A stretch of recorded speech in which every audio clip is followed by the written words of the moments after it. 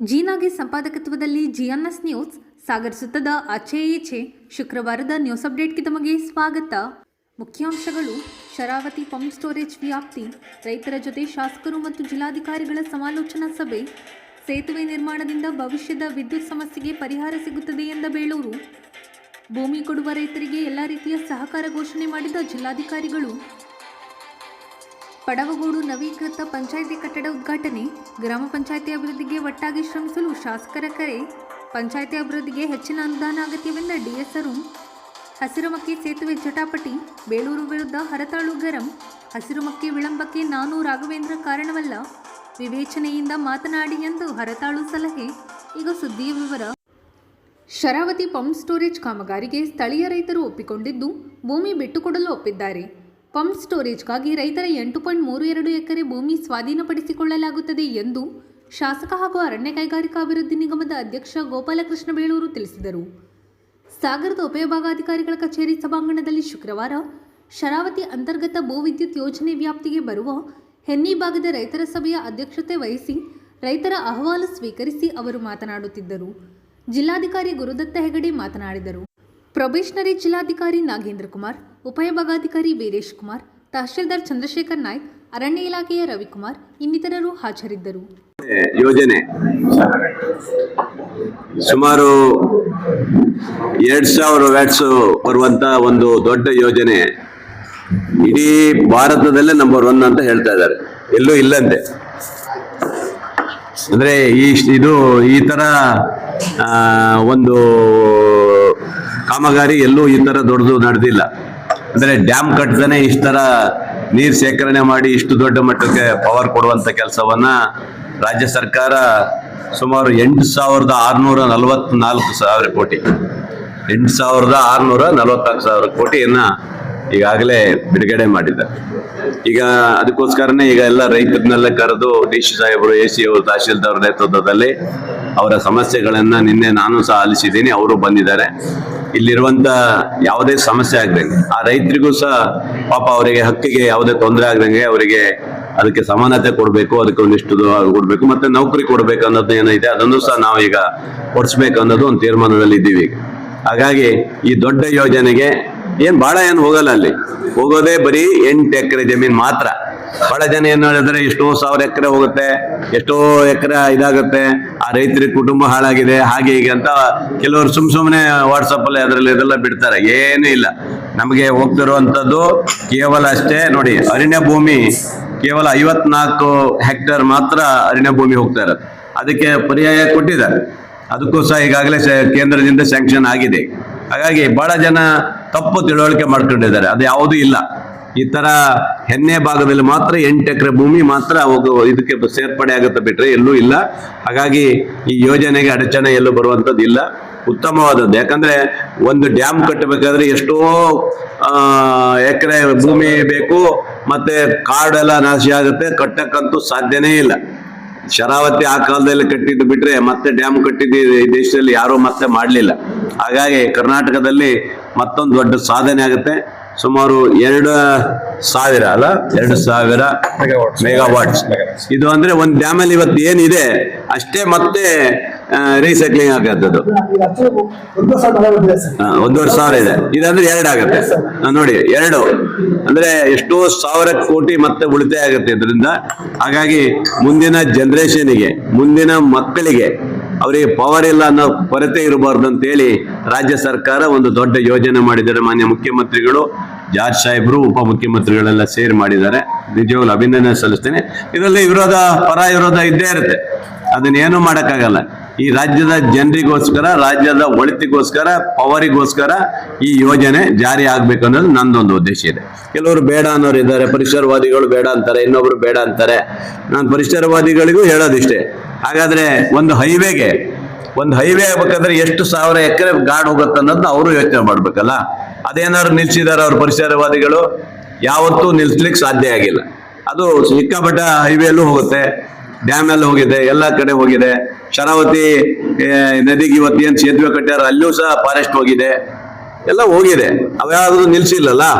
ಹಾಗಾಗಿ ಈ ಯೋಜನೆ ಮುಂದಿನ ಜನರೇಷನ್ಗೆ ಒಳ್ಳೆಯ ಯೋಜನೆ ಸಿಕ್ಕಿದೆ ಅಂತ ನಾವು ಈಗ ಆಲ್ರೆಡಿ ಪ್ರೊಸೆಸ್ ಇದರಿಂದ ಆಗೋಗಿದೆ. ಆಗಿದೆ. ಒಂದಾಗಿದೆ, ಪರಿಸರದಲ್ಲಿ ಒಂದು ಬಾಕಿ ಇದೆ, ಅವೆಲ್ಲ ಮಾಡ್ತಾರೆ, ಅದೆಲ್ಲ ಕ್ಲಿಯರ್ ಮಾಡ್ಕೊ ಬರ್ತಾರೆ. ಇದಾದ್ಮೇಲೆ ಮುಗೀತು, ಅದನ್ನು ಮಾಡ್ಕೊಡ್ತಾರೆ, ಅದೇನಿಲ್ಲ. ಯಾಕಂದ್ರೆ ಇದು ಮುಂದಿನ ಜನರಿಗೆ ಅವಕಾಶ ಇರುವಂತ ಒಂದು ದೊಡ್ಡ ಯೋಜನೆ ಅಷ್ಟೇ, ಇದರಿಂದ ಬೇರೆ ಏನು ಇರ್ಲಿಕ್ಕಿಲ್ಲ. ಬಟ್ ಈ ಯೋಜನೆಯಿಂದ ನೋಡಿ, ಒಂದು ಡ್ಯಾಮ್ ಕೊಟ್ಟಂತ ಇದನ್ನು ಈಗ ಆ ಡ್ಯಾಮಿಗೆ ಈಗ ನೋಡಿ, ನಮ್ಮಲ್ಲಿ 1,500 ಮೆಗಾವಾಟ್ಸ್ ಮಾತ್ರ ಬರೋದು ಇಲ್ಲಿ ನಮ್ಮ ಶರಾವತಿ, ಇದರಲ್ಲಿ 2,000 ಮೆಗಾವಾಟ್ಸ್ ಬರುತ್ತೆ. ಹಾಗಾಗಿ ಉತ್ತಮವಾದಂತ ಯೋಜನೆ ಅಂತೇಳಿ ರಾಜ್ಯ ಸರ್ಕಾರ ಒಂದು ತೀರ್ಮಾನ ಮಾಡಿದೆ. ಇದು ಇವಾಗಿಂದಲ್ಲ, ಇದು 2017-18ರಲ್ಲೂ ಒಂದ್ಸರಿ ಪ್ರಸ್ತಾವನೆ ಆಗಿ ಅದು ಬಂದಿರುವಂತ ಯೋಜನೆ ಇದು. ಈಗ ಅದು ರೈತರು ತಾವು ನೋಡ್ದಂಗೆ ಅವ್ರದ್ದು ಏನೇನ್ ಸಮಸ್ಯೆಗಳಿದೆ ಅದನ್ನ ಬಹಳ ಡೀಟೇಲ್ ಆಗಿ ನಮ್ಗೆ ಹೇಳಿದ್ದಾರೆ. ಯಾವ್ಯಾವ ಬೆಳೆ ಬೆಳೀತಾ ಇದಾರೆ, ಎಷ್ಟು ಜಾಗ ಹೋಗುತ್ತೆ, ಮತ್ತೆ ಏನ್ ಸಮಸ್ಯೆ ಇದೆ, ನಾಳೆ ಈ ಜಾಗ ಹೋದ್ರೆ ತಗೊಂಡ್ಬೇಕಂತಂದ್ರೆ ಎಷ್ಟು ಕಷ್ಟ ಆಗುತ್ತೆ ಅನ್ನೋದ್ರ ಬಗ್ಗೆ ಮಾಹಿತಿ ಕೊಟ್ಟಿದ್ದಾರೆ. ನಾವು ಅದನ್ನೆಲ್ಲ ತಗೊಂಡಿದೀವಿ. ನಮ್ಮ ಗೈಡೆನ್ಸ್ ವ್ಯಾಲಿಗಿಂತ ಅವ್ರಿಗೆ ಹೆಚ್ಚಿಗೆ ಕೊಟ್ಟು ಈಗ ಅವ್ರಿಗೆ ಯಾವುದೇ ರೀತಿ ಸಮಸ್ಯೆ ಆಗದಿದ್ದಂಗೆ ಸೂಕ್ತವಾದ ಪರಿಹಾರ ಕೊಡ್ತೇವೆ ಅಂತ ಹೇಳಿ ನಾವು ಮತ್ತೆ ಮಾನ್ಯ ಶಾಸಕರು ಸಹಿತ ಅವರಿಗೆ ನಾವು ಅಶ್ಯೂರೆನ್ಸ್ ಕೊಟ್ಟಿದ್ದೀವಿ.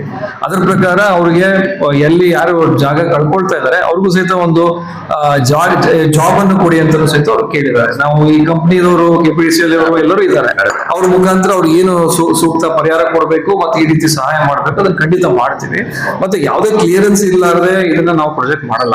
ಕಂಪ್ಲೀಟ್ ಎಲ್ಲ ಎನ್ವಿರಾನ್ಮೆಂಟಲ್ ಕ್ಲಿಯರೆನ್ಸ್ ತಗೊಂಡು, ವೈಲ್ಡ್ ಲೈಫ್ ಕ್ಲಿಯರೆನ್ಸ್ ತಗೊಂಡೇ ನಾವು ಪ್ರಾಜೆಕ್ಟ್ ಇಂಪ್ಲಿಮೆಂಟ್ ಮಾಡ್ತಾ ಇದ್ದೀವಿ. ಅದ್ರ ಪ್ರಕಾರ ನಾವು ಮಾಡ್ತೀವಿ. ಆಲ್ ರೂಲ್ಸ್ ರೆಗ್ಯುಲೇಷನ್ಸ್ ಫಾಲೋ ಮಾಡಿ ನಾವು ಮಾಡ್ತೀವಿ. ಫಾರೆಸ್ಟ್ ಏನ್ ಹೇಳ್ತೀವಿ, ಯಾವುದೇ ಪ್ರಾಜೆಕ್ಟ್ ಮಾಡ್ಬೇಕಾದ್ರೂ ಫಾರೆಸ್ಟ್ ನಮ್ಗೆ ಕೆಲವೊಂದ್ಸತಿ ಈ ಜಿಲ್ಲೆಯಲ್ಲಿ ಯಾವುದೇ ಪ್ರಾಜೆಕ್ಟ್ ಮಾಡ್ಬೇಕಂದ್ರೂ ಸಹಿತ ಫಾರೆಸ್ಟ್ ಲ್ಯಾಂಡ್ ಕೆಲವೊಂದು ಹೋಗುತ್ತೆ.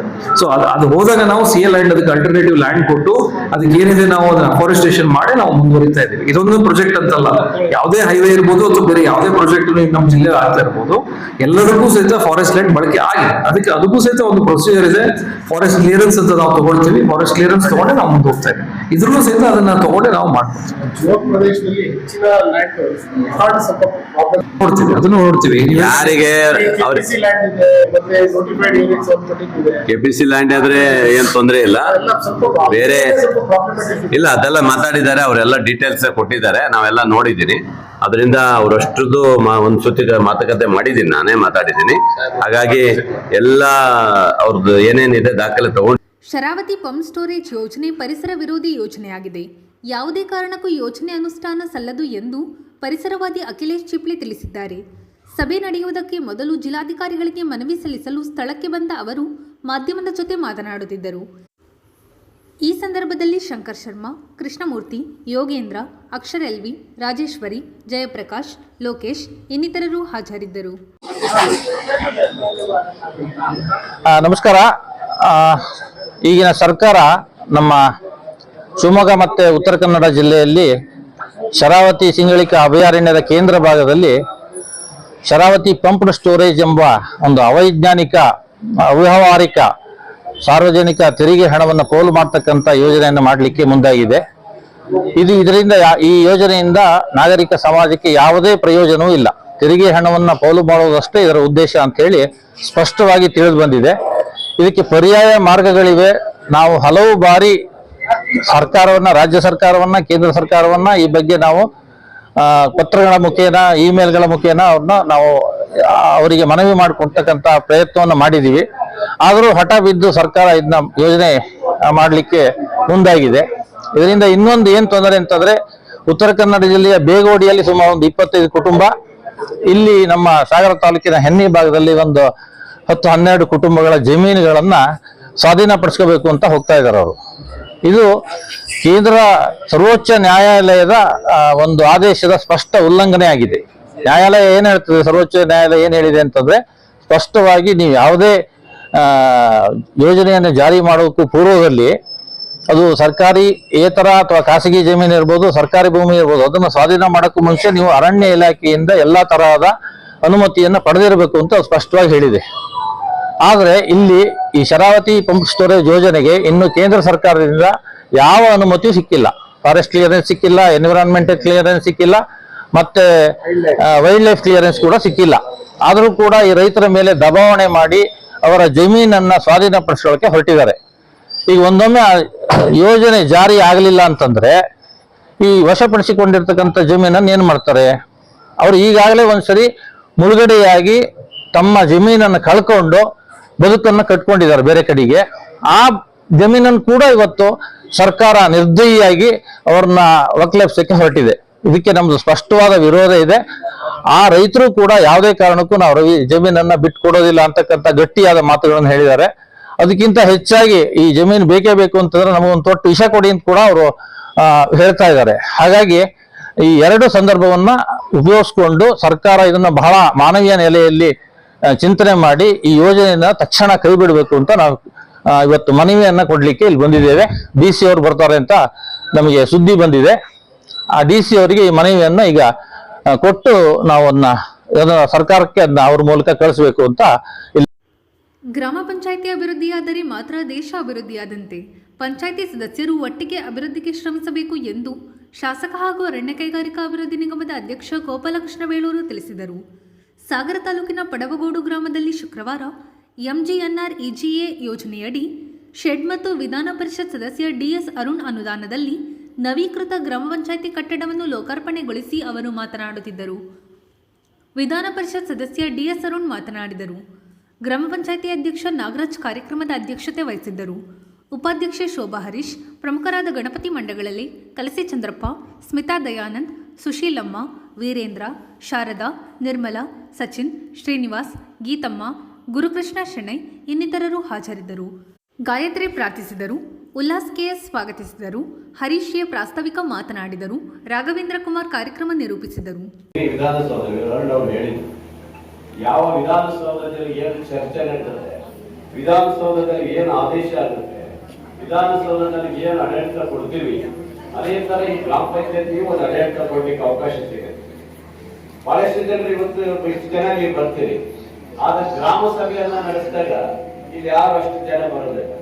ಬರಬೇಕು. ಗ್ರಾಮ ಸಭೆಯಲ್ಲಿ ಪ್ರತಿಯೊಬ್ಬ ಹಳ್ಳಿಯ ಆಯಾ ಭಾಗದ ಜನರು ಬರಬೇಕು, ತಾಯಿಗಳು ಬರಬೇಕು. ಗ್ರಾಮ ಸಭೆಯಲ್ಲಿ ಬಂದಂತ ಸಂದರ್ಭದಲ್ಲಿ ನಿಮ್ಮ ಗ್ರಾಮದ ನಿಮ್ಮ ಈ ಒಂದು ಅಭಿವೃದ್ಧಿಯ ಬಗ್ಗೆ ಇಲ್ಲಿ ಚರ್ಚೆಗಳು ನಡೀತವೆ. ಆವಾಗ ಮನೆ ಬಂದಿರ್ತದೆ, ಇನ್ನೊಂದು ಬರುತ್ತೆ, ರಸ್ತೆ ಬಂದಿರ್ತದೆ, ಕುಡಿಯುವ ನೀರು ಯೋಜನೆ ಬಂದಿರುತ್ತೆ, ಅಥವಾ ಬೇರೆ ಬೇರೆ ಯೋಜನೆಗಳು ಬಂದಂತ ಸಂದರ್ಭದಲ್ಲಿ ತಿಳ್ಕೊಳ್ಳಿಕ್ಕೆ ಒಂದು ಅವಕಾಶ ಸಿಗುತ್ತೆ, ಚರ್ಚೆ ಇರುತ್ತೆ, ಮುಕ್ತವಾಗಿ ಮಾತಾಡ್ಲಿಕ್ಕೆ ಅವಕಾಶ ಇದೆ. ಅದರಿಂದ ಈಗ ವಿಶೇಷವಾಗಿ ಮಹಿಳೆಯರಿಗೆ ಒಂದು ಗ್ರಾಮ ಸಭೆಯನ್ನ ನಮ್ಮ ರಾಜ್ಯ ಸರ್ಕಾರ ನಾವು ಮಾಡಿದ್ವಿ. ಯಾಕಂದ್ರೆ ಹೆಣ್ಣು ಮಕ್ಕಳಿದ್ದಾಗ ಹೆಚ್ಚಾಗಿ ಬರೋಲ್ಲ ಅಂತ ಹೇಳಿ ಮಹಿಳಾ ಗ್ರಾಮ ಸಭೆಯನ್ನ ಮಾಡಬೇಕಂತ ಹೇಳಿ ಸರ್ಕಾರ ಇವತ್ತು ಯೋಜನೆ ತಂದಿದ್ದಾರೆ. ಈಗ ಶುರು ಮಾಡಿದ್ದೀರಾ ಸುನೆ? ಶುರು ಮಾಡಿದ್ದೀರಾ? ನಾನು ಅವತ್ತೇ ಹೇಳಿದ್ದೇನೆ, ಯಾವ ಗ್ರಾಮ ಸಭೆಯನ್ನ ಮಾಡಿದಂತ ಸಂದರ್ಭದಲ್ಲಿ ಎಲ್ಲ ಅಧಿಕಾರಿಗಳು ಅಲ್ಲಿರ್ಬೇಕು. ಎಲ್ಲ ಅಧಿಕಾರಿಗಳು ಇದ್ದು ಅವರ ಅಹವಾಲುಗಳನ್ನ ಸ್ವೀಕರಿಸಿ ಇದೇನೇನ್ ನಡೀತದನ್ನ ತಿಳ್ಕೊಳ್ಳುವಂತದ್ದಾಗ್ಬೇಕು. ಸುಮ್ಮನೆ ಯಾರೋ ಒಬ್ಬಿಬ್ರು ಬಂದಿರ್ಲಿ ಗ್ರಾಮ ಸಭೆ ಮಾಡಿದ್ರೆ ಏನು ಪ್ರಯೋಜನ ಆಗ್ಲಿಕ್ಕೆ ಸಾಧ್ಯ ಇಲ್ಲ. ಇವತ್ತು ಅವತ್ತು ಗಾಂಧೀಜಿ ಏನ್ ಹೇಳಿದ್ರು ಅಂದ್ರೆ, ಗ್ರಾಮ ಅಭಿವೃದ್ಧಿ ಹೊಂದಿದ್ರೆ ಮಾತ್ರ ದೇಶದ ಅಭಿವೃದ್ಧಿ ಹೊಂದಲಿಕ್ಕೆ ಸಾಧ್ಯ ಅಂತ ಹೇಳಿದ್ರು. ಹಾಗೆ ಗ್ರಾಮದ ಅಭಿವೃದ್ಧಿಯನ್ನು ಹೊಂದಬೇಕಾದ್ರೆ ನೀವು ಕಡ್ಡಾಯವಾಗಿ ಗ್ರಾಮ ಸಭೆಯಲ್ಲಿ ಬರಬೇಕು. ಬಹಳ ಜನರಿಗೆ ಮನೆ ಬಂದಿರ್ತದೆ, ಆದ್ರೆ ಅವರು ಗ್ರಾಮ ಸಭೆ ಬರಲ್ಲ, ಏನು ಗೊತ್ತಿರಲ್ಲ. ಸರ್ ನಮಗೆ ಮನೆನೇ ಬಂದಿಲ್ಲ ಅಂತ ಹೇಳಿದ್ರೆ ಅದೇನಿದೆ ಬರ್ತಾರೆ, ಆಮೇಲೆ ನನ್ನ ಹತ್ರ ಬರ್ತಾರೆ, ಸರ್ ನನಗೆ ಮನೆನೇ ಬಂದಿಲ್ಲ, ಮನೆ ಕೊಟ್ಟಿಲ್ಲ ಅಂತ. ಇವ್ನು ಗ್ರಾಮ ಸಭೆಗೆ ಹೋಗಿಲ್ಲ, ಮನೆ ಬಂದಿದೆ ಅಂತೆಲ್ಲ ಗೊತ್ತಿಲ್ಲ. ಇಲ್ಲಿ ಏನು ಯೋಜನೆ ಬರುತ್ತಲ್ಲ ಅಂತ ಸಾಮಾನ್ಯವಾಗಿ ನೀವು ತಿಳ್ಕೊಂಡ್ರೆ ಖಂಡಿತವಾಗಿಯೂ ನಿಮ್ಮ ಮನೆ ಅಭಿವೃದ್ಧಿಗೆ, ಈ ಒಂದು ಗ್ರಾಮದ ಅಭಿವೃದ್ಧಿಗೆ ಅನುಕೂಲ ಆಗುವಂತದ್ದಾಗುತ್ತೆ. ಹಾಗಾಗಿ ಗ್ರಾಮ ಪಂಚಾಯತಿ ಸದಸ್ಯರು ಇದ್ದಾರೆ, ಖಂಡಿತ ಸತ್ಯ. ಅವ್ರಿಗೆ ಏನಾಗಿದೆ ಅಂದ್ರೆ ಈ ಉದ್ಯೋಗದಾತರಿಂದ ಸ್ವಲ್ಪ ಉಸಿರಾಡ್ತಾರೆ, ಕಷ್ಟ ಇದೆ. ಯಾಕಂದ್ರೆ ಪಂಚಾಯತ್ ವ್ಯಾಪ್ತಿಯಲ್ಲಿ ಕರೆಂಟ್ ಬಿಲ್ ಹೆವಿ ಬರ್ತದೆ, ನೀರ್ ಬಿಲ್ ಹೆವಿ ಬರ್ತದೆ. ಇವೆಲ್ಲವನ್ನ ನಿಭಾಯಿಸಿಕೊಂಡು ಉಳಿದಿರುವಂತ ಹಣವನ್ನ ಏನೋ ಒಂದು 55,000 ರೂಪಾಯಿ ಅಲ್ಲಿ ಇಲ್ಲಿ ರಸ್ತೆ ಗೀತೆ ಸಣ್ಣ ಕೊಟ್ಟು ಮಾಡ್ಬೋದು. ಹಾಗೆ ಜಾಸ್ತಿ ಮಾಡ್ಲಿಕ್ಕೆ ಅವಕಾಶ ಆಗುವುದಿಲ್ಲ. ಇವತ್ತು ಕ್ಷೇತ್ರದ ಶಾಸಕರಾಗಿ ನಿಮ್ಮ ಇವತ್ತು ಈ ಒಂದು ಪಂಚಾಯತ್ಗೆ ಇವತ್ತು ಏನಿದೆ ಇದು ದೊಡ್ಡ ಪಂಚಾಯತ್ಗೆ ಇರ್ಬೋದು, ಆದ್ರೆ ಇಲ್ಲಿ ನಾನು ಸುಮಾರಷ್ಟು ರಸ್ತೆಗಳನ್ನ ಗುರುತಿಸಿಕೊಂಡಿದ್ದೆ. ಒಂದು ರಸ್ತೆ ಹರೀಶ್ ಹೇಳಿದಾಗ ಅದು ಖಂಡಿತ ನಾನು ಮಾಡ್ಕೊಳ್ಳೋ ಜವಾಬ್ದಾರಿ, ಮಳೆಗಾಲ ಕಳೆದ ಮೇಲೆ ಹಬ್ಬದ ನಂತರ ಅದು ಮಾಡ್ಕೊಳ್ಳೋ ಜವಾಬ್ದಾರಿ. ಹಿಂದಿನ ನಮ್ಮ ದಿವಂಗತ ಪಡಗೋಡು ಬಂಗಾರಿ ಅವರ ಮನೆಯಿಂದ ಒಂದು ರಸ್ತೆ ಕೊಟ್ಟಿದ್ದೇನೆ, ಅದಕ್ಕೂ ರಸ್ತೆ ಆಗಿದೆ ಅನ್ನೋ ಗೊತ್ತಿಲ್ಲ, ಕೊಟ್ಟಿದ್ದೀನಿ, ಹೇಳ್ತೀನಿ. ಅದೊಂದು ಉಳಿದಿದೆ, ಇದು ಹೇಳ್ತೇನಿಲ್ಲ. ಆಮೇಲೆ ನಿಮ್ಮ ಮುಡಳ್ಳಿ ಮತ್ತು ಬಿಳಿಸೀರಿಗೆ ಒಂದು ಸಂಪರ್ಕ ರಸ್ತೆ ಸೇತುವೆಗೆ 25 ಲಕ್ಷವನ್ನು ಕೊಟ್ಟಿದ್ದೇವೆ. ಈ ರಸ್ತೆ ಒಂದು ಕೊಡಕ್ಕೆ ಅವಕಾಶ ಇದೆ. ಮುಂದಿನ ಭಾಗದಲ್ಲಿ ಒಂದು 4-5 ರಸ್ತೆಗಳನ್ನ ಕೊಡ್ಬೇಕಂತ ಏನ್ ಕೇಳಿದ್ದೀರಿ, ಅಷ್ಟು ರಸ್ತೆ ಮಾಡ್ಕೊಡೋ ಜವಾಬ್ದಾರಿ ನಾನು ಮಾಡ್ಕೊಡ್ತೀನಿ. ಇವತ್ತೇ ಭರವಸೆ ಕೊಡ್ತೀನಿ. ಸರ್ಕಾರ ಹೊಸ ಯೋಜನೆಯನ್ನ ಇವತ್ತು ರೆಡಿ ಮಾಡ್ತಾರೆ. ಅಂದ್ರೆ ಕೇಂದ್ರ ಸರ್ಕಾರ ಇವತ್ತು PMJC ರಸ್ತೆಯನ್ನ ಬಂದ್ ಆಗಿದ್ರಿಂದ 2 ವರ್ಷ ಆಯ್ತು, ಹೊಸ ರಸ್ತೆಗಳು ಬರದೇ ಇರೋದ್ರಿಂದ ಹೊಸದಾಗಿ ಇವತ್ತು ಪ್ರಗತಿ ಪಥ ರಸ್ತೆಯನ್ನ ರಾಜ್ಯ ಸರ್ಕಾರ 30 ಕಿಲೋಮೀಟರ್ ಅನ್ನು ಕೊಟ್ಟಿದ್ದಾರೆ. ನಮ್ಗೆ ಒತ್ತಾಯ ಕೊಟ್ಟಿದ್ದಾರೆ, ಅಂದ್ರೆ ಕ್ವಾಲಿಟಿ ರಸ್ತೆ ಕೊಡುವಂತದ್ದು ಕೊಟ್ಟಿದ್ದಾರೆ. ಅದನ್ನು ಸಹ ಇವತ್ತು ಏನಾದ್ರು ನಿಮ್ಮ ಭಾಗದಲ್ಲಿ ಏನಾದ್ರು ಸೇರ್ಪಡೆ ಆಗ್ಬೇಕಿದ್ರೆ ಒಂದು ಊರಿಂದ ಒಂದು ಸಂಪರ್ಕ ಕೊಡ್ಲಿಕ್ಕೂ ಅವಕಾಶಗಳಿದೆ. ಈ ರೀತಿಯಾದಂತಹ ವ್ಯವಸ್ಥೆಯನ್ನು ಮಾಡಿದ್ದಾರೆ. ಈಗಾಗಲೇ ಹೇಳಿದ್ರು ಅರುಣ್ ಅವರು, ಶೌಚಾಲಯ ಹಿಂದಿನ ದೇಶದಿಂದ ಮನಮೋಹನ್ ಸಿಂಗ್ ಇದನ್ನು ಕೊಟ್ಟಿದ್ರು ಅರುಣ್ ಅವರೇ. ಅವತ್ತು ಶೌಚಾಲಯ ಇತ್ತು, ಆದ್ರೆ ಯಾರು ಶೌಚಾಲಯ ಮಾಡ್ಕೊಡ್ತಿರ್ಲಿಲ್ಲ. ಎಲ್ಲರಿಗೂ ಮನೆ ಮನೆ ಹೋಗಿ ಎಷ್ಟು ಹೋಗಿ ಭೇಟಿ ಕೊಟ್ಟು ಹೇಳಿದ್ದು ಆ ಕಾಲದಲ್ಲಿದೆ. ಆದ್ರೆ ಅವತ್ತು ಶೌಚಾಲಯಗಳನ್ನ ಜನ ಮಾಡ್ಕೊಡ್ತಾ ಇರ್ಲಿಲ್ಲ. ಕಾರಣ ಅಂದ್ರೆ ಏನಂತ ಗೊತ್ತಿಲ್ಲ. ಇವತ್ತು ಶೌಚಾಲಯ ಕೆಲವರು ಮನೆಯಲ್ಲಿ ಮಾಡಿದ ನಂತರ ಗ್ರಾಮ ಪಂಚಾಯತಿಗೆ ಬಗ್ಗೆ PDOಗಳ ಬಗ್ಗೆ ಅವರಿಗೆ ಎಚ್ಚರಿಕೆ ಕೊಡ್ತಾರೆ. ಇವತ್ತು ಈ ಪಂಚಾಯತಿ ಬಹುಶಃ ಇನ್ನೂ ಒಂದು 3-4 ಜನ ಇದ್ದೇ ಇರ್ಬೋದು. ಹಾಗಾಗಿ ಇದಾರ ತಾನೆ ನೋಡಿ, ಅಂದ್ರೆ ಎಷ್ಟು ವರ್ಷಗಳಿಂದ ಹಿಂದೇನು ಬರ್ತಾ ಇತ್ತು ಶೌಚಾಲಯ ಎಲ್ಲರ ಮನೆಗೂ ಕಡ್ಡಾಯ ಮಾಡ್ಬೇಕಂತ ಆ ಕಾಲದಲ್ಲಿ ಹೇಳಿದ್ರು. ಅದನ್ನ ಇವರೇ ಮಾಡ್ಬೇಕು. ನಾವು ಇಂಜಿನಿಯರ್ ಕೊಡ್ತೀವಿ, AWR ಕೊಡ್ತೀವಿ, ಸಂಬಂಧಪಟ್ಟ ಅಧಿಕಾರಿಗಳು ಕೊಡ್ತೀವಿ. ಆದ್ರೆ ಈಗ ಏನ್ ನಡೀತಾ ಇದೆ, ಆ ಪಂಚಾಯತ್ಗೆ ವಾರ್ಡ್ ಮೆಂಬರ್ ನನ್ನ ಊರಿನ ಒಂದು ಮನೆಗೂ ಬಿಡದೆ ನೋಡಿದೆ ಎಲ್ಲರಿಗೂ ಸಿಗಬೇಕಂತ ಹೇಳಿ ಅವನು ಯೋಚನೆ ಮಾಡಿದ್ರೆ ಖಂಡಿತವಾಗಿ ಆ ಊರಿಗೆ ಎಲ್ಲರಿಗೂ ನೀರು ಸಿಗುತ್ತೆ. ಏನಿನ್ನು ಸ್ವಲ್ಪ ದಿನದಲ್ಲಿ ಗುಪ್ಪುಗೋಡಿಂದ ಈಗಾಗಲೇ ಎಲ್ಲ ರೆಡಿ ಆಗಿದೆ, ಪೈಪ್ ಲೈನ್ ಎಲ್ಲ ರೆಡಿ ಆಗಿದೆ. ಇನ್ನೇನು ಒಂದು ನೆಕ್ಸ್ಟ್ ಡಿಸೆಂಬರ್ ಒಳಗೆ ನಾವು ಶರಾವತಿಯ ಡ್ಯಾಮಿಂದ ನೀರು ತರುವಂತ ಯೋಜನೆಯನ್ನ ಜಾಸ್ತಿ ಮಾಡಬೇಕು. ಅಲ್ಲಿನ ಗ್ರಾಮಸ್ಥರಿಗೆ ನಾವು ಯಾವ ರೀತಿ ಸಭೆ ಮಾಡಿದಾಗ ಅವರಿಂದ ಕೇಳುವಂತದನ್ನ ನಾವು ಸರ್ಕಾರದ ಮಟ್ಟಿಗೆ ಕೊಡುವಂತದನ್ನ ಕೂಡ ಆಗ್ಬೇಕು. ಪಂಚಾಯತಿಗಳ ಮಟ್ಟದಲ್ಲಿ ಆಗುವಂತಹ ಸಮಸ್ಯೆಗಳು ಅಲ್ಲಿಂದ ಮೇಲೆ ನಮ್ಮ ತಾಲೂಕು ಆಫೀಸಲ್ಲಿ ಬಂದಾಗ ಇಒಗಳ ಅಧಿಕಾರಿಗಳ ಅವ್ರ ಜೊತೆ ಸಂಬಂಧ, ಅದಾದ್ಮೇಲೆ ನಮ್ಮ CEO ಅವ್ರ ಜೊತೆ ನಮ್ದು ಏನೇನ್ ಸಮಸ್ಯೆಗಳಿದ್ದಾರೆ ಅಂತ ಈಗ ಹೇಳ್ತಾ 2 ವರ್ಷದಿಂದ ಮನೆಗಳು ಸಿಕ್ಕಿಲ್ಲ ಅಂತ. ಹಾಗಾಗಿ ನಿಮ್ಮ ಏನೇನು ಸಮಸ್ಯೆಗಳಿದೆ, ನಿಮ್ಮ ಅವಶ್ಯಕತೆ ಏನಿದೆ ಅದನ್ನು ನಮ್ಗಳ ಗಮನಕ್ಕೆ ಬಂದ್ರೆ, ಜನಪ್ರತಿನಿಧಿಗಳ ಗಮನಕ್ಕೆ ಬಂದ್ರೆ ಹೆಚ್ಚು ಮನೆಗಳನ್ನ ಕೊಡುವಂಥದ್ದು. ಯಾಕಂದ್ರೆ ಈ ದೇಶದ ಪ್ರಧಾನಮಂತ್ರಿ ಹೇಳಿದ್ದಾರೆ, ಈ ದೇಶದಲ್ಲಿರುವಂತಹ ಪ್ರತಿಯೊಬ್ಬ ವ್ಯಕ್ತಿಗೂ ಒಂದು ಸೂರಂತೂ ಇರಬೇಕು ಅಂತ. ನಮ್ ಸಂಸ್ಕೃತಿನೇ ಏನಂದ್ರೆ ನಮಗೆ ಕೊನೆಗೆ ಏನ್ ಸಂತೋಷ ಸಿಗುತ್ತೆ ಅಂದ್ರೆ ನಮ್ ಸ್ವಂತ ಮನೆ ಇದ್ರೆ ಇನ್ನೇನು ಬೇಡಪ್ಪ ಅಂತ ಆ ಮನಸ್ಥಿತಿ ಇರುವಂತಹ ನಮ್ಮ ಈ ದೇಶದಲ್ಲಿರುವಂತಹ ನಾವು ಪ್ರಜೆಗಳು. ಹಾಗಾಗಿ ಅಲ್ಲಿಗೆ ಯಾವ ಅವಶ್ಯಕತೆ ಇದೆ, ನಾವು ರಾಜೀವ್ ಗಾಂಧಿ ರೂರಲ್ ಹೌಸಿಂಗ್ ಅಡಿಯಲ್ಲಿ, ಬಸವ ವಸತಿ ಅಡಿಯಲ್ಲಿ ಎಲ್ಲೆಲ್ಲಿ ಮನೆಗಳ ಅವಶ್ಯಕತೆ ಇದೆ ಅದನ್ನು ಕೇಳುವಂತದನ್ನ ಆಗ್ಬೇಕು. ಆದಂಗೆ ಜನರು ಗ್ರಾಮಕ್ಕೆ ಎಲ್ಲರಿಗೂ ಅನುಕೂಲ ಆಗುವಂತಹ ಜಾಗವನ್ನು ಉಳಿಸ್ಲಿಕ್ಕೆ ಹೋಗೋದಿಲ್ಲ. ಯಾವಾಗ ಗ್ರಾಮಕ್ಕೆ ಉಳಿಸ್ಲಿಕ್ಕೆ ಹೋಗಲ್ಲ ಅಂತ ಆದಾಗ ಕೊನೆಗೆ ನಮ್ಮ ಮುಂದಿನ ದಿನಗಳಲ್ಲಿ ನಾವು ಮುಗಿಯುತ್ತಲ್ಲ ನಮ್ಮನ್ನೆಲ್ಲರನ್ನು ಮುಚ್ಚಕ್ಕೂ ಕೂಡ ಜಾಗ ಸಿಗದೆ ಇರುವಂತಹ ಸ್ಥಿತಿಗೆ ಹೋಗ್ತೀವಿ. ಹಾಗಾಗಿ ಮುಂದಿನ ಆಲೋಚನೆಗಳು ನಮ್ಮ ಸದಸ್ಯರು, ನಮ್ಮ ಪಂಚಾಯಿತಿಯ ಒಟ್ಟು ಟೀಮ್ ಯೋಚನೆ ಮಾಡಿ ಗ್ರಾಮ ಠಾಣಕ್ಕೆ ಜಾಗ ಬೇಕು, ಗ್ರಾಮದಲ್ಲಿ ಇರುವಂತಹ ರುದ್ರಭೂಮಿಯ ಸರಿಯಾಗಿ ಇರುವಂತಹ ವ್ಯವಸ್ಥೆ ಬೇಕು. ಆ ನಿಟ್ಟಿನಲ್ಲಿ ನಾವೆಲ್ಲರೂ ಸೇರಿ ಮಾಡುವಂತದ್ದು ಬಹಳ ಅವಶ್ಯಕತೆ ಇದೆ. ಸರ್ಕಾರದ ನಾನಾ ಯೋಜನೆಗಳನ್ನ ನಾವು ತಗೊಂಡ್ಬರ್ಬೇಕಾದ್ರೆ ನಾವು ಸಾಲಿಡ್ ವೇಸ್ಟ್ ಏನು ಘನತ್ಯಾಜ್ಯ ವಿಲೇವಾರಿ ಘಟಕ ಅದನ್ನು ಕೂಡ ಮಾಡುವಂತದ್ದು ಇದೆ. ಘನತ್ಯಾಜ್ಯ ವಿಲೇವಾರಿ ಬಹಳ ಅವಶ್ಯಕತೆವಾಗಿ ನಾವೆಲ್ಲರೂ ಸೇರಿ, ಯಾಕಂದ್ರೆ ಜನ ತೀರ್ಮಾನ ಮಾಡಿದ್ರೆ ಈ ದೇಶವನ್ನ ಸುಂದರವಾಗಿ ಇಡಬಹುದು. ಸ್ವಚ್ಛ ಭಾರತ್ ಅಂತ ಮಾನ್ಯ ನರೇಂದ್ರ ಮೋದಿ ಅವರು ಹೇಳಿದಾಗ ನಮಗ್ ಗೊತ್ತಿರ್ಲಿಲ್ವಾ ನಮ್ಮ ಮನೆ ಚೆನ್ನಾಗಿಟ್ಕೋಬೇಕು, ನಮ್ಮ ಸುತ್ತಮುತ್ತಲ ಜಾಗ ಚೆನ್ನಾಗಿಟ್ಕೋಬೇಕು ಅಂತ ಗೊತ್ತಿತ್ತು. ಆದ್ರೆ ಅವರೊಂದು ಪ್ರೇರಣಾದಾಯಕವಾದಂತಹ ಒಂದು ಸ್ವಚ್ಛ ಭಾರತ್ ಯೋಜನೆಯನ್ನ ಮಾಡಿದ್ರು. ಅದಕ್ಕೆ ಬೇಕಾಗಿರುವಂತಹ ಪೂರಕವಾಗಿ ಯೋಜನೆಗಳನ್ನ ತಂದ್ರು. ಅದೇ ರೀತಿ ಘನತ್ಯಾಜ್ಯ ವಿಲೇವಾರಿ ಘಟಕನೂ ಕೂಡ ಆದಂತಹ ಸಂದರ್ಭದಲ್ಲಿ ನಂದೊಂದು ಇತ್ತೀಚಿನ ಒಂದು ಕಳೆದ ಅಧಿವೇಶನದಲ್ಲಿ ಹೇಳಿದ್ದೆ ನಾನು, ಏನಂದ್ರೆ ಘನತ್ಯಾಜ್ಯ ವಿಲೇವಾರಿ ಘಟಕವನ್ನ ಕೊಡ್ತಾ ಇದ್ದೀರಾ, ಯಾಕಂದ್ರೆ ನಿಮ್ಮ ಕೂಗು ಮೇಲ್ಗಡೆ ತನಕ ಹೋಗ್ಬೇಕು ಅಂದ್ರೆ ಒಟ್ಟಾರೆ ನಾವೆಲ್ಲರೂ ಸೇರಿ ಅದನ್ನ ಹೇಳಿಲ್ಲ ಅಂದ್ರೆ ನಮ್ಮ ಎಲ್ಲ ಯೋಜನೆಗಳು ಉಪಯೋಗಕ್ಕೆ ಬರೋದಿಲ್ಲ. ಘನತ್ಯಾಜ್ಯ ವಿಲೇವಾರಿ ಘಟಕ ಅದು ಒಂದು ಪಂಚಾಯತಿಗಳಲ್ಲಿ ಆಗ್ಬೇಕು ಅಂತ ಒಂದು ಕಲ್ಪನೆ. ಒಂದು ಮಿನಿ ವಿಧಾನಸೌಧ ಅಂದ್ರೆ ಅಲ್ಲಿ ಎಲ್ಲಾ ರೀತಿಯಾದಂತಹ ಚಟುವಟಿಕೆ, ಕಂದಾಯ ಇಲಾಖೆ ಇರ್ಬೋದು, ನಮಗೆ ಈ ಸೊಂದು ಸರಿಯಾದ ರೀತಿಯಲ್ಲಿ ಆಗ್ತಾ ಇದೆಯಾ, ಇಲ್ಲಿಯ ಜನರಿಗೆ ಬಂದಾಗ ಈ ಸ್ವತ್ತನ್ನ ನಾವು ಸರಿಯಾಗಿ ಕೊಡ್ತೀವಾ ಅನ್ನುವಂಥದ್ದನ್ನ ನಮ್ಮ ಪಂಚಾಯತಿಯಲ್ಲಿ ಇಂಟರ್ನೆಟ್ ಇವತ್ತು OFC ಲೈನ್ ಅನ್ನ ಪ್ರತಿ ಹಳ್ಳಿಗಳಲ್ಲೂ ಹಾಕಿದೆ. ಒಂದಷ್ಟು ಭಾಗದಲ್ಲಿ ಇಲ್ಲ, ಇಲ್ಲಿ ಫೋನ್ ಕನೆಕ್ಟಿವಿಟಿ ಆಗಿಲ್ಲ. ಇವತ್ತು ಎಲ್ಲದನ್ನು ನಾವು ಡಿಜಿಟಲೈಸ್ ಅಂದ್ರೆ ಎಲ್ಲದನ್ನು ನಮ್ಮ ಮೊಬೈಲ್ ಅಲ್ಲೇ ಎಲ್ಲ ಕೆಲಸಗಳನ್ನು ಮಾಡುವಂತ ಹಂತಕ್ಕೆ ನಾವು ಹೋಗಿದ್ದೀವಿ. ಯಾಕಂದ್ರೆ ನಮ್ಮ ದೇಶದಲ್ಲಿ ಇವತ್ತು ಮೊಬೈಲ್ ಮತ್ತು ನಮ್ಮ ಬ್ಯಾಂಕ್ ಅಕೌಂಟ್ ಎಷ್ಟಿತ್ತು, ನಮ್ಮ ಬ್ಯಾಂಕ್ ಅಕೌಂಟ್ ನಮ್ಮ ದೇಶದಲ್ಲಿ ಇಡೀ 140 ಕೋಟಿ ಜನಸಂಖ್ಯೆಯಲ್ಲಿ ಕೇವಲ ಒಂದು 8-10 ಕೋಟಿ ಜನರ ಹತ್ರ ಮಾತ್ರ ಬ್ಯಾಂಕ್ ಅಕೌಂಟ್ ಇತ್ತು. ನಮ್ಮ ದೇಶದ ಪ್ರಧಾನಮಂತ್ರಿ ಹೇಳಿದ್ರು ಎಲ್ಲರೂ ಬ್ಯಾಂಕ್ ಅಕೌಂಟ್ ಮಾಡಿ, 0 ಬ್ಯಾಲೆನ್ಸ್ ಅಕೌಂಟ್ ಮಾಡಿ, ಜನರಲ್ ಅಕೌಂಟ್ ಅನ್ನು ಮಾಡಿ ಅಂತ. ಈ ದೇಶದ ಜನ ಒಟ್ಟು 55 ಕೋಟಿ ಜನ ಇವತ್ತು ಬ್ಯಾಂಕ್ ಅಕೌಂಟ್ ಅನ್ನ ಮಾಡಿದ್ದಾರೆ. ಯಾಕೆ ಮಾಡಿದ್ದಾರೆ ಅಂತ ತುಂಬಾ ಜನಕ್ಕೆ ಕೇಳಿದ್ರೆ, ಮುಂಚೆ ಒಂದು ಸಂದರ್ಭಗಳಿತ್ತು, ನಮ್ಮ ಸರ್ಕಾರದಿಂದ ಏನಾದ್ರೂ ದುಡ್ಡು ಹಿಂದಿಂದ ನಾನು ಮೊದಲನೇ ಬಾರಿ ಆಯ್ಕೆ ಆದಾಗ ಆ ಸಲನೆ ಕಲಾಪದಲ್ಲಿ ಗ್ರಾಮ ಪಂಚಾಯಿತಿಯ ಸದಸ್ಯರ ಗೌರವಧನದ ಬಗ್ಗೆ ಮಾತಾಡಿದೆ. ಯಾಕಂದ್ರೆ ಎಷ್ಟು ಕಷ್ಟ ಅಂತ ಗೊತ್ತಿದೆ. ಆಗ್ಲೇ ಹೇಳಿದ್ರು ಕೇವಲ 40-45 ಸಾವಿರ ರೂಪಾಯಿ ವರ್ಷಕ್ಕೆ ಸಿಗುತ್ತೆ, ಅದನ್ನ ಏನ್ ಮಾಡೋದು ಅಂತ ನಮಗೇನು ಮಾಡ್ಲಿಕ್ಕೆ ಆಗಲ್ಲ. ಯಾಕಂದ್ರೆ ತುಂಬಾ ಜನ ಗ್ರಾಮಸ್ಥರಿರ್ತಾರೆ, ಇವ್ರ ಸಮಸ್ಯೆ ನಾವು ಇವರಿಗೆ ಸರಿಯಾದ ಒಂದು ಕ್ರಿಯಾ ಯೋಜನೆಯನ್ನು ಕೂಡ ನನಗೆ ಆ ಕ್ಷೇತ್ರಕ್ಕೆ ತಕ್ಕಂಗೆ ನಾವು ಕ್ರಿಯಾ ಯೋಜನೆಯನ್ನು ಮಾಡುವಂತದನ್ನು ಕೂಡ. ಶಾಸಕ ಗೋಪಾಲಕೃಷ್ಣ ಬೇಳೂರು ಅಪ್ರಬುದ್ಧರಾಗಿ ಮಾತನಾಡುವುದನ್ನು ಬಿಡಬೇಕು.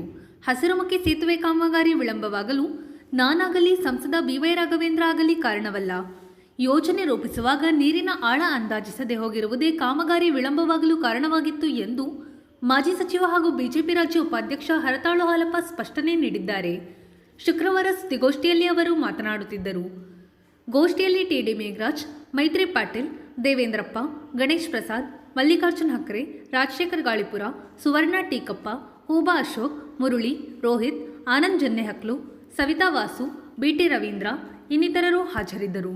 ಈ ಶರಾವತಿ ಸೇತುವೆ ಉದ್ಘಾಟನೆ ಆಗ್ತಾ ಇದೆ, ಅದೆಲ್ಲ ಸಾಕಷ್ಟು ನಾವು ಕೂಡ ಪ್ರಚಾರ ಕೊಟ್ಟಿದ್ದೀವಿ, ಮತ್ತೆಲ್ಲರಿಗೂ ಗೊತ್ತಿದೆ. ಇನ್ವಿಟೇಷನ್ನು ಆಗ್ತಾ ಇದೆ, ಸರ್ಕಾರಿ ಕಾರ್ಯಕ್ರಮ ಆಗ್ತದೆ, ಸಂತೋಷದ ವಿಷಯ. ಈ ಹಿಂದೆ ನಾನು ಮತ್ತು ಎಲ್ಲ ನಮ್ಮ ಲೋಕಸಭಾ ಸದಸ್ಯರ ಜೊತೆಗೆ ಅನೌಪಚಾರಿಕವಾಗಿ ಆ ಸೇತುವೆ ನೋಡೋದಕ್ಕೆ ಒಂದು 15 ದಿನದಿಂದ ಹೋಗಿದ್ವಿ. ತಾವೆಲ್ಲ ಕೆಲವರು ಬಂದ್ವಿ, ನೋಡಿದ್ವಿ. ಅಲ್ಲೆಲ್ಲ ಒಂದು ಚರ್ಚೆ ಪರಾಗಿರುವಂಥದ್ದು, ಅಲ್ಲಿ ಸ್ಥಳೀಯರ ಅಭಿಪ್ರಾಯಗಳು, ಯಾವ ಉದ್ಘಾಟನೆ ಏನು ಮಾಡ್ಬೋದು, ಏನು ಕೆಲಸ ಬಾಕಿ ಇದೆ, ಒಂದಿಷ್ಟು ಸಣ್ಣ ಪುಟ್ಟ ಚರ್ಚೆ ಆಯಿತು, ಅನೌಪಚಾರಿಕವಾಗಿ ಆಯಿತು. ಅದನ್ನು ವಿವಾದ ಮಾಡಿದರು ಶಾಸಕರು, ಈಗಿನ ಇಲ್ಲಿ ಸ್ಥಳೀಯ ಶಾಸಕರು ಅದನ್ನೊಂದು ವಿವಾದ ಮಾಡೋಕ್ಕೆ ಹೊರಟರು. ಆಯಿತು, ವಿವಾದ ಮಾಡಿದರು, ಏನೇನೋ ಹೇಳಿದರು. ಹೇಳಿ ಮಧು ಬಂಗಾರಪ್ಪನ ಕರ್ಕೊಂಡು ಹೋಗಿ ಶರಾವತಿ ಸೇತುವೆ ನೋಡೋಕ್ಕೆ ಹೋದವರು ಪಟಗುಪ್ಪ ಸೇತುವೆ ಹೋದರು. ಅಲ್ಲಿ ಹೋದಾಗ ಒಂದಿಷ್ಟು ಮಾತಾಡಿದ್ರು ಇಬ್ಬರು. ಹಸಿರುಮಕ್ಕಿ ನಾನೇನು ಹೇಳಿದೆ, ಪಟಗುಪ್ಪ ಅಲ್ಲ, ಹಸಿರುಮಕ್ಕಿ, ಸಾರಿ, ರಿಪೀಟ್ ಮಾಡಿ. ಹೀಗೆ ಶರಾವತಿ ಸೇತುವೆ, ಈಗಿನ ಸಿಂಗಂದೂರು ಸೇತುವೆ ಅಥವಾ ಹೊಳೆಬಾಗಲು ಸೇತುವೆಯನ್ನು ಅನೌಪಚಾರಿಕ ನಾವೆಲ್ಲ ನೋಡೋಕ್ಕೆ ಹೋಗಿದ್ವಿ. MP ಹೋದಾಗ ನಾವೆಲ್ಲ ಜೊತೆಗೆ ಹೋದ್ವಿ, ನೋಡ್ಕೊಂಡ್ವಿ, ಬಂದ್ವಿ. ಆಗ ಒಂದಿಷ್ಟು ಏನು ಮಾಡ್ಬೋದು, ಎಂತ ಆಯಿತು ಅಂತ ಲೋಕಲ್ನವರು ಅಲ್ಲಿಯವರೆಲ್ಲ ಸಲಹೆ ಕೊಟ್ಟರು, ತಾವು ಕೆಲವರೆಲ್ಲ ಸಲಹೆ ಕೊಟ್ಟರು, ನೋಡೋಣ ಅಂತ MP ಬಂದರು. ಅದನ್ನೊಂದು ವಿವಾದ ಮಾಡಿದರು ಶಾಸಕರು. ನಾನು ಕೇಳಿದೆ, ಹೋಗಬಾರ್ದು ಬರಬಾರ್ದು ಏನೇನೋ ಹೇಳಿದ್ರು ಬಿಡಿ, ಅವ್ರು ಯಾವಾಗ ಹೇಳ್ತಿರ್ತಾರೆ. ಆಮೇಲೆ ನಾನು ಹೋಗ್ತೀನಿ ಅಂತೇಳಿ ಜಿಲ್ಲಾ ಉಸ್ತುವಾರಿ ಸಚಿವರು ಕರ್ಕೊಂಡು ಮಧು ಬಂಗಾರಪ್ಪನ ಹೋದರು. ಹೋಗುವಾಗ ಊರೆಲ್ಲ ಹೇಳ್ಕೊಂಡೇ ಹೋದರು. ಮತ್ತು ಊಟ ಇದೆ ಅಂತಲೂ ಹೇಳಿದರು, ಹೇಳ್ಕೊಳ್ಳಿ, ಅದೆಲ್ಲ ವಿಷಯ ಅಲ್ಲ. ಮತ್ತು ಆಮೇಲೆ ನಾನ್ ವೆಜ್ ಊಟನೂ ಇದೆ ಬನ್ನಿ ಅಂತಲೂ ಹೇಳಿದ್ರಂತೆ, ಹೇಳ್ಕೊಳ್ಳಿ. ಹೋಗ್ತಾ ಶರಾವತಿ ಸೇತುವೆ ನೋಡೋಕೆ ಹೋಗಿದ್ದಲ್ಲ, ಇವರು ಹೋಗ್ತಾ ಹಸಿರುಮಕ್ಕಿ ಸೇತುವೆ ನೋಡೋಕೆ ಹೋದರು. ಹಸಿರುಮಕ್ಕಿ ಸೇತುವೆ 2018ರಲ್ಲಿ ಕಾಗೋಡು ತಿಮ್ಮಪ್ಪನಿಂದ ಸ್ಯಾಂಕ್ಷನ್ ಆಯಿತು. ಯಾರೋ ಒಬ್ರಿಗೆ ಟೆಂಡ್ರು ಕೊಟ್ಟರು, ಕೆಲಸನೂ ಶುರು ಮಾಡಿದರು. ಆದರೂ ಕೆಲಸ ನಿಧಾನಗತಿಯಲ್ಲಿ ನಡೀತಾ ಇತ್ತು. ಅದೆಲ್ಲ ಇಲ್ಲಿವರೆಗೆ ನಡೆದಿದೆ. ಅದು ಹೇಳುವಂಥ ಸಂದರ್ಭದಲ್ಲಿ ಇದು ಹಿಂದೆ ಆಗಬೇಕಾಗಿತ್ತು, ಕಾಗೋಡು ತಿಮ್ಮಪ್ಪ ಸ್ಯಾಂಕ್ಷನ್ ಮಾಡಿದರು. ಆದರೆ ರಾಘವೇಂದ್ರ ಮತ್ತು ಹಾಲಪ್ಪ ಅವರು ಇದನ್ನು ಅನಗತ್ಯವಾಗಿ ಬೇಕಂತ ತಡೆದ್ರು, ಅಭಿವೃದ್ಧಿ ಮಾಡಲಿಲ್ಲ. ಈ ಸೇತುವೆ ಕಟ್ಟಕ್ಕಾಗಿ ಆ ಸೇತುವೆ ತಡೆದ್ರು ಅಂತ ಹೇಳಿ ಏನೇನೋ ಮಾತಾಡಿ, ಅಪ್ರಬುದ್ಧವಾಗಿ ಮಾತಾಡಿ, ವಿವೇಚನಾ ರಹಿತವಾಗಿ ಮಾತಾಡಿದ್ದಾರೆ. ಆ ಸೇತುವೆ ತಿಮ್ಮಪ್ಪನ ಸ್ಯಾಂಕ್ಷನ್ ಮಾಡಿದ್ದು ಹೌದು, 115 ಕೋಟಿಗೆ ಟೆಂಡರ್ ಆಗಿದೆ, ಕೆಲಸನೂ ಶುರು ಮಾಡಿದರು. ಆದರೆ ನಾನು MLA ಆದೆ, ಇಲ್ಲಿ ಆದಮೇಲೆ ಏನು ಅಂತೆಲ್ಲ ನೋಡಿದ್ರೆ ನಾವು ಕೆಲಸ ನಿಲ್ಲಿಸ್ಬಿಟ್ಟಿದ್ವಿ. ಯಾಕೆ ಕೆಲಸ ನಿಲ್ಲಿಸಿದ್ದ ಅಂತ ಹೇಳಿದ್ರೆ ಟೆಕ್ನಿಕಲ್ ಪ್ರಾಬ್ಲಮಲ್ಲಿ ಟೆಂಡರ್ ಆಗಬೇಕಾದ್ರೆ ಯಾರೂ ಗಮನಿಸಿಲ್ಲ, ಅವನು ಗಮನಿಸಿಲ್ಲ. ಟೆಂಡರ್ ನೋಡಿಲ್ಲ, ಡೀಟೇಲ್ ನೋಡೋದು, ಎಸ್ಟಿಮೇಟ್ ಮೇಲೆ ಟೆಂಡರ್ ಕರೀತಾರೆ, ಅದ್ರ ಮೇಲೆ ಇವು ಹಾಕ್ತಾನೆ. ಅದು ಮಾಡುವಾಗ ಏನಾಗಿತ್ತು, 22 ಅಡಿ ನೀರು ನಿಲ್ಲುತ್ತೆ, ನೀರಿನಲ್ಲಿ ಪಿಲ್ಲರ್ ಹಾಕ್ಕೊಂಡು ಸೇತುವೆ ಕಟ್ಟಬೇಕು ಅಂತ 115 ಕೋಟಿಗೆ ಆಗಿತ್ತು. ಆದರೆ ಅವ ಕಾಂಟ್ರಾಕ್ಟ್ರ್ ಬಂದು ಕೆಲಸ ಶುರು ಮಾಡ್ದೆ, 2 ವರ್ಷ ಮಾಡ್ದ, ಅರ್ಧ ಮಾಡ್ದ. ಕೊನೆಗೆ ಅವನಿಗೆ ಯೋಚನೆ ಬಂತು, ಇದು ಆಗ ಬದುಕಲ್ಲ, ನೀರು ಪೂರ್ತಿ ಬಿಡೋದಿಲ್ಲ ಎಲ್ಲ ವರ್ಷ, ಕೆಲವು ವರ್ಷ ಬಿಡ್ತದೆ, ಅಲ್ಲಿ ಪಿಲ್ಲರ್ ಹಾಕೋಬೋದು ಬೇಸಿಗೆಯಲ್ಲಿ. ಆದರೆ 62ರಿಂದ 72 ಅಡಿ ನೀರು ನಿಲ್ಲುತ್ತೆ ಅಲ್ಲಿ. 72 ಅಡಿ ನೀರಲ್ಲಿ ಪಿಲ್ಲರ್ ಇಟ್ಕೋಬೇಕು. 22 ಅಡಿಗೆ ಅಂತ ಮಾಡಿದ್ರು ಹತ್ತಿರವರು. ಹಾಗಾಗಿ ಅವನು ಕೆಲಸ ನಿಲ್ಲಿಸ್ಕೊಂಡು ತಕರಾರು ಮಾಡ್ಕೊಂಡು ಕೂತ್ಕೊಂಡ, ತಕರಾರು ಕೊಟ್ಕೊಂಡು ತನ್ನ ಸೇಫ್ಟಿಗೆ. ಇನ್ನು ಕೋರ್ಟಿಗೆಲ್ಲ ಹೋಗ್ತಿತ್ತು. ಆಮೇಲೆ ನಾವು ಯಾಕೇನು ಅಂತ ಕರೆದು ಮಾಡಿ ಮಾತಾಡಿದಾಗ ಈ ವಿಷಯ ಶುರುವಾಯಿತು. ಆಮೇಲೆ ಮುಖ್ಯಮಂತ್ರಿಗಳ ಆಗಿನ ಅಧ್ಯಕ್ಷತೆಯಲ್ಲಿ ಮತ್ತು KRDCL ಅದರಲ್ಲಿ ಆಗಿರೋದು, ಅವ್ರನ್ನೆಲ್ಲ ಕೂರಿಸಿ ಮಾತಾಡಿ ಮತ್ತೆ ಎಕ್ಸ್ಟ್ರಾ 11 ಕೋಟಿ ಎಸ್ಟಿಮೇಟ್ ಮಾಡಿದ್ರು. ಅಂತಿಮವಾಗಿ ಇವನು ಅದು ಒಪ್ಕೊಂಡ. 10,07,45,994 ರೂಪಾಯಿ ಎಕ್ಸ್ಟ್ರಾ ಮತ್ತೆ ಕೊಡಿಸಿದೆ ನಾನು. ಇದು ಕೊಡಿಸಿದ ಮೇಲೆ ಕೆಲಸ ಶುರು ಮಾಡ್ತೀನಿ ಅಂತ ಶುರುವಾಯಿತು. ಇದರಲ್ಲಿ ದಾಖಲೆ ಕೊಟ್ಟಿದ್ದೀನಿ ನಿಮ್ಮ ಹತ್ರ. ಈಗ 115 ಕೋಟಿ ಪ್ಲಸ್ 10 ಕೋಟಿ 7 ಲಕ್ಷ ಎಕ್ಸ್ಟ್ರಾ ಸ್ಯಾಂಕ್ಷನ್ ಮಾಡಿದ್ವಿ. ಇದು ಯಾರೂ ನೋಡಲಿಲ್ಲ. ಈಗ ಯಾರೋ ಟೆಕ್ನಿಕಲ್ ಅಡ್ವೈಸರ್ ರಮೇಶ್ ಅಂತ ಇದ್ದಾನೆ, ಅವನದೇ ಪ್ರಸಾದ ಬಹುಶಃ ಇದು. ಅವನು ಪುಣ್ಯಾತ್ಮ ನೋಡಲ್ಲ ಇದನ್ನ. 22 ಅಡಿ ನೀರು ನಿಲ್ಲುತ್ತೆ ಹಸಿರು ಮಕ್ಕಿಲೆ, 72 ಅಡಿ ನೀರು ನಿಲ್ಲುತ್ತೆ ಫುಲ್ ಆದಾಗ. ಅದಕ್ಕೆ ಎಸ್ಟಿಮೇಟೇ ಇಲ್ಲ ಇವ್ರ ಹತ್ರ.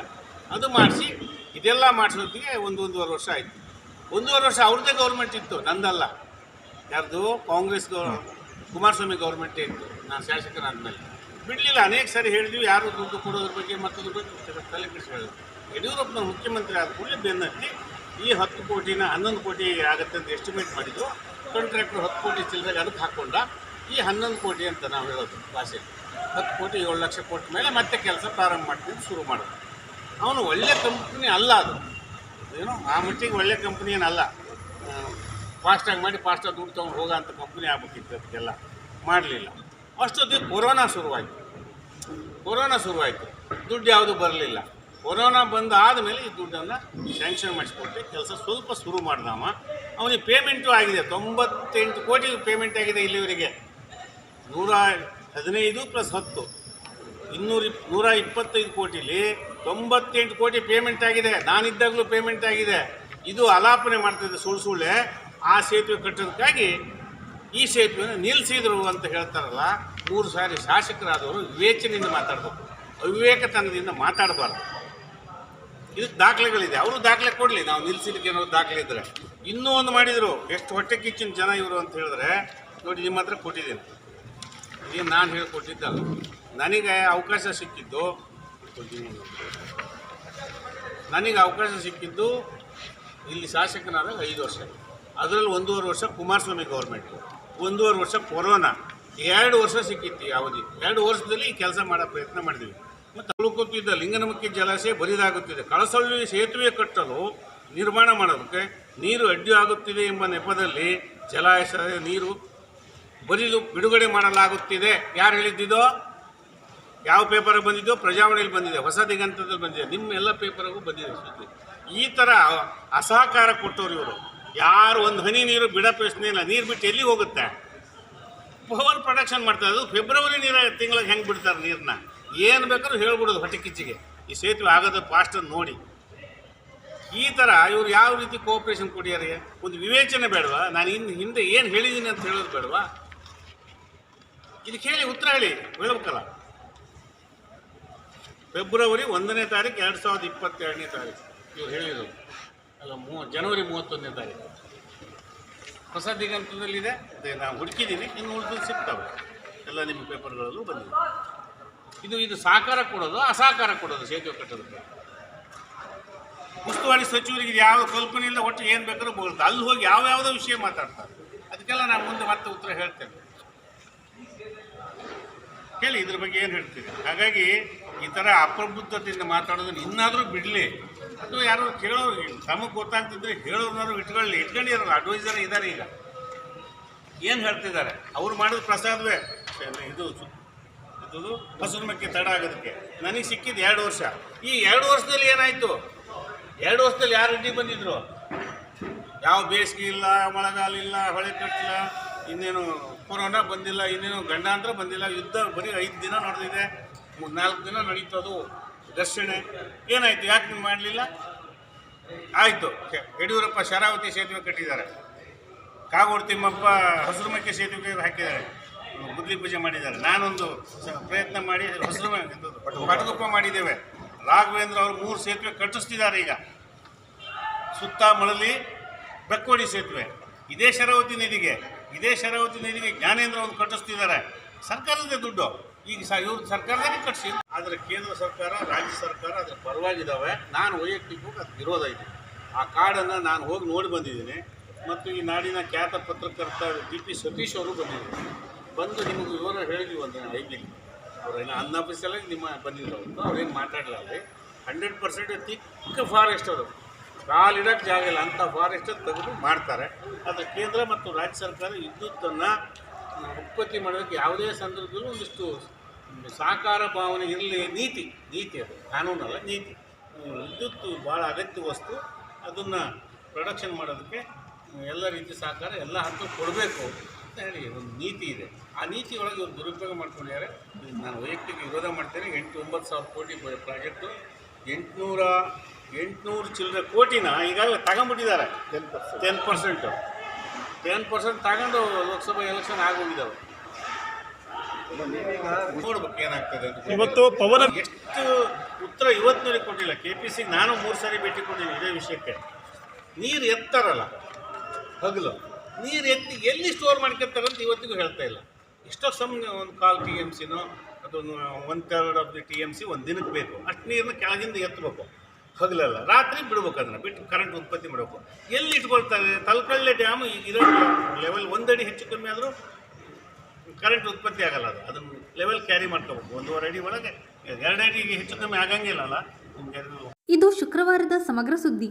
ನಿರಂತರ ಸುದ್ದಿಗಾಗಿ ನೋಡ್ತಾ ಇರಿ GNS ನ್ಯೂಸ್. ನಮಸ್ಕಾರ.